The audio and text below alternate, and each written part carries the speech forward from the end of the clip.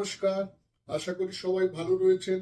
আজকের আলোচনার বিষয় মঙ্গল গ্রহ যদি ধনস্থানে মানে অর্থের স্থানে, কুটুম্বের স্থানে, কথা বলার স্থানে যদি অবস্থান করে তাহলে জাতক জাতিকার জীবনে কেমন ফল প্রদান করতে পারে তা কিন্তু আজ আমরা জেনে নেব। মঙ্গল দ্বিতীয় অর্থাৎ ধনস্থানে অবস্থান করলে, অর্থের স্থানে অবস্থান করলে জাতক জাতিকার কলকারখানা থেকে, যন্ত্র থেকে, মেশিন থেকে, ইলেকট্রিক দ্রব্য থেকে, পুলিশ হতে, মিলিটারি হতে, যুবক ছেলেদের নিকট থেকে, যুবক ছেলে বলে তাদের কাছ থেকে বা যুব সমাজ থেকে, ছোট ভাই হতে অর্থ আসার সম্ভাবনা।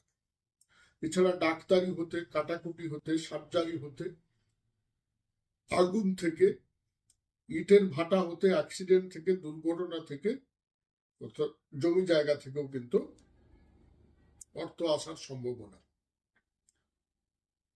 দ্বিতীয় স্থানে অর্থাৎ কথা বলার স্থানে মঙ্গল অবস্থান করার জন্য জাতক জাতিকার কথাবার্তাটা হবে কাটা কাটা, মুখের উপর জবাব দিয়ে ফেলবে।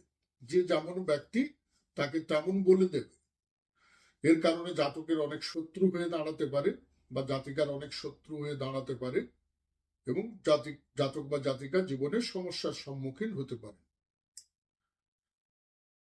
দ্বিতীয় মঙ্গল খাওয়া দাওয়া, দ্বিতীয় হচ্ছে খাওয়া দাওয়া। এই মঙ্গল থাকার জন্য জাতক জাতিকা আমিষ খাওয়া দাওয়ারই বেশি পছন্দ করবে। অতি অবশ্যই মঙ্গলের উপর অন্য কোনো গ্রহের দৃষ্ট বা যুক্ত যদি না হয়, মাছ মাংস খেতে বেশি ভালোবাসবেন এরা। কিন্তু দ্বিতীয় যাদের মঙ্গল অবস্থান করছে, যদি অন্য কোনো গ্রহ যুক্ত দৃষ্ট এইসব যদি না কিছু হয়, দ্বিতীয় মঙ্গল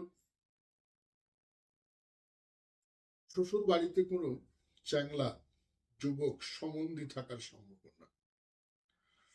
জাতিকাদের ক্ষেত্রে তাদের কোনো চ্যাংলা দেওয়ার থাকার সম্ভাবনা, যুবক দেওয়ার থাকার সম্ভাবনা।